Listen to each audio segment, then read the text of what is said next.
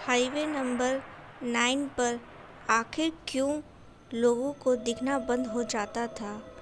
आखिर क्या था उस हाईवे पर जिसकी वजह से लोगों के साथ वहाँ अजीबोगरीब चीज़ें होती थीं? इसी की एक घटना लेकर हम आपके सामने प्रस्तुत हैं। चलिए जानते हैं कि पूरी घटना क्या है। दरअसल में उस रात शिव अपने एक दोस्त के साथ हाईवे नंबर 9 से जा रहा था।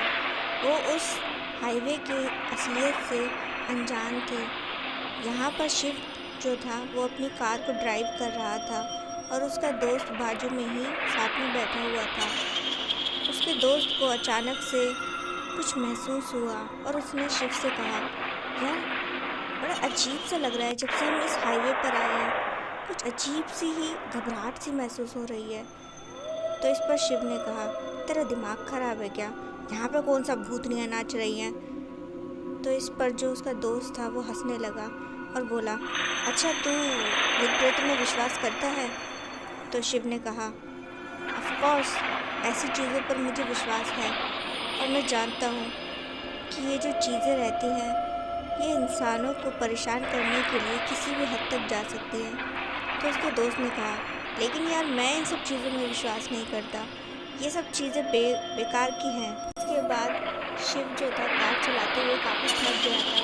वो काफ़ी देर से कार को ड्राइव कर रहा था। तब उसने अपने दोस्त से कहा, अच्छा यार अब तू ड्राइव कर, मेरे हाथ बहुत दर्द करने लगे हैं। इसके बाद जो था शिव का दोस्त ड्राइविंग करने लगता है और शिव उसकी जगह पर जाकर बैठ गया।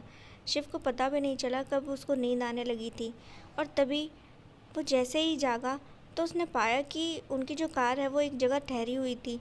उसने बाजू में देखा तो देखा कि उसका दोस्त साइड में नहीं था। उसे बड़ा अजीब लगा कि ये जो लड़का है इतनी रात में यहाँ हाईवे पर कैसे कार को रोककर कहीं जा सकता है। फिर उसे लगा शायद वो हल्का होने गया होगा, तो वो वहाँ पर बैठकर कुछ देर उसका इंतज़ार करने लगा। काफ़ी देर होने पर जब उसका दोस्त वापस नहीं आया तो उसको चिंता होने लगी। वो अपनी कार से उतरा और अपने दोस्त को यहाँ वहाँ ढूंढने की कोशिश करने लगा। कम से कम 10 से 15 मिनट तक जब वो यहाँ वहाँ उसे तलाशता रहा तो उसे कुछ समझ नहीं आया और वो उसे लगा कि शायद अगर वो कहीं गया भी होगा तो हो सकता है वो कार के पास वापस आ चुका हो अब तक। तो ये जो शिव था वापस से अपनी कार तक पहुंचा तो देखा कि जो उसका दोस्त है वो कार में ही बैठा हुआ था। तो उसे बड़ा गुस्सा आया।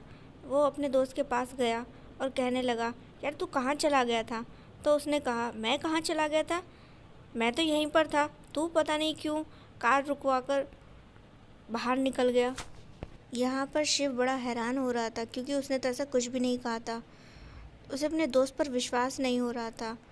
तो तभी जो है शिव ने कहा, अच्छा ठीक है चलो आगे चलते हैं। तो इसके बाद शिव जो था पीछे वाली सीट पर जाकर इस बार बैठ गया। उसे काफ़ी नींद आ रही थी और फिर से उसका दोस्त ड्राइव करने लगा। शिव को अभी भी कुछ समझ नहीं आ रहा था कि उसका दोस्त उससे झूठ क्यों बोल रहा है, उसने कब कार रुकवाई। इसके बाद जो था शिव को एकदम से फिर से झपकी लग गई और वो सो गया। और जब वापस से उठा तो देखा कि वापस से जो है उसकी कार रुकी हुई थी। तो उसने देखा कि इस बार फिर से उसका दोस्त कार में नहीं था। वो अपने दोस्त को फ़ोन करने लगा तो पाया कि उसका जो फ़ोन है वहीं कार में रखा हुआ था। उसे बड़ा गुस्सा आ रहा था कि आखिर ये चल क्या रहा है, उसका दोस्त कर क्या रहा है। इसके बाद जब वो कार से उतरा तो वो अपने दोस्त को यहाँ वहाँ तलाशने लगा और तलाशते हुए वो कुछ दूर पहुँचा तो देखा कि रास्ते के साइड में जो है एक आदमी चादर ओढ़कर सो रहा था। उसे शक हुआ, कहीं ये मेरा दोस्त तो नहीं है। तो तभी जैसे वो उसके पास जाने लगा तो पीछे से उसके कंधे पर एक हाथ आया और जब वो मुड़ा तो उसने देखा कि ये तो उसका दोस्त खड़ा हुआ था।